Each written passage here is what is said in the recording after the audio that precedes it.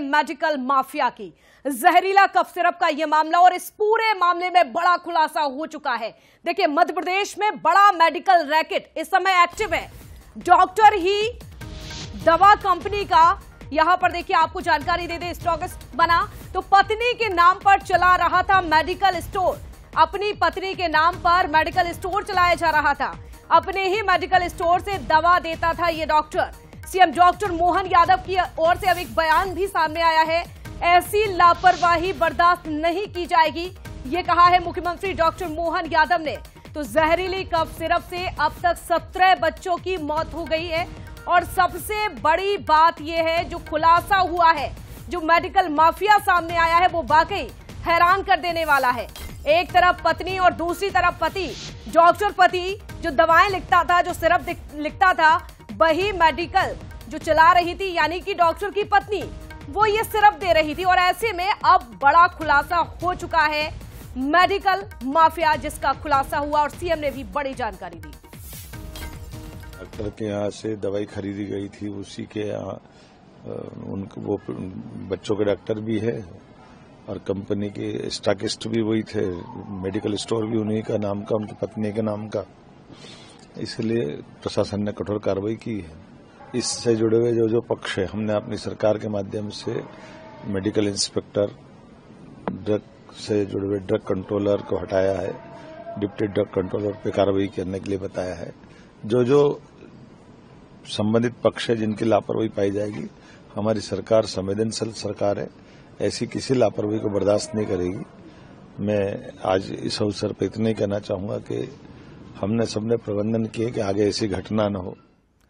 तो देखिए, मुख्यमंत्री डॉक्टर मोहन यादव को आपने सुना, एक बड़ी लापरवाही जिस तरह से सामने आया। लेकिन अब इसमें बड़े सवाल कौन कौन से, एक नजर सवालों पर। सबसे बड़ा सवाल, एमपी में मेडिकल का कितना बड़ा ये नेक्सस है। इसके साथ ही सवाल ये भी है कि सरकार कैसे करेगी ऐसे डॉक्टर्स को चिन्हित।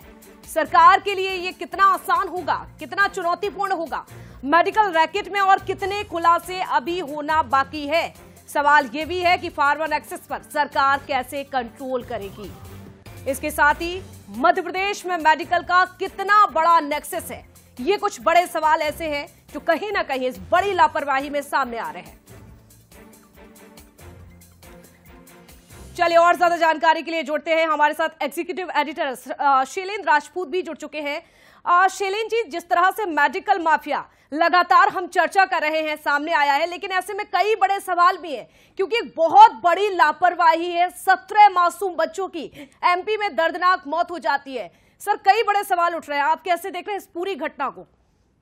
देखिए साक्षी, जो मुख्यमंत्री जी ने कहा है, जो उनके बयान में ही सब कुछ छिपा हुआ है जी। उन्होंने एक पिन पॉइंट बात कही है, जो सबसे बड़ी समस्या मुझे लगती है सालों से है, और इसे मध्य प्रदेश ही नहीं पूरे देश का भी मामला है कि इस तरह का नेक्सस काम करता है कि डॉक्टर, इसमें जो कमीशन का खेल होता है, चाहे दवा बनाने वाली कंपनी से लेकर डॉक्टर तक, जो पूरी एक चैन है, जो पूरा नेक्सस है, उसमें स्टॉकिस्ट हैं, रिटेलर्स हैं, डॉक्टर्स हैं, छोटे क्लिनिक्स हैं, तो ये मेडिकल रिप्रेजेंटेटिव्स हैं, तो ये सारा नेक्सस मिलता है और इसमें कमीशन का धंधा चलता है। ये पूरा एक साबित हो चुकी बात है, और इस पर कंट्रोल करना एक बड़ी चुनौती होगी, क्योंकि ये काफी सालों पुराना नेक्सस है। और मुख्यमंत्री ने अगर इस तरफ ध्यान दिया है और जिस तरह का उनका बयान है, उससे स्पष्ट होता है कि उनको पूरी बात समझ में आई है, सरकार को पूरी बात समझ में आई है कि मामला है क्या और ये कैसे काम करता है। तो निश्चित रूप से आने वाले दिनों में हम देखेंगे कि इस पर बड़ी कार्रवाइयां होंगी, और जो कि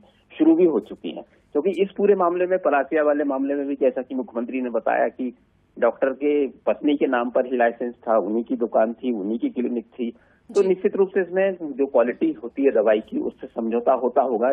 जो ज्यादा बड़ा कमीशन देता है वो ज्यादा उसकी दवाइयां बिकती है। ये एक सालों पुराना सच है। तो मुख्यमंत्री ने जिस तरफ ध्यान दिया है और जिस तरह उन्होंने रेखांकित किया है कि ये समस्या क्या है, आने वाले दिनों में हम देखेंगे कि इसमें बड़ी कार्रवाइयां होंगी, और यही एकमात्र रास्ता है भी साक्षी। बिल्कुल, और लापरवाही बड़ी है सर, तो निश्चित तौर पर जांच भी बड़ी होनी चाहिए, एक्शन लेना चाहिए। बहुत शुक्रिया जानकारी के लिए।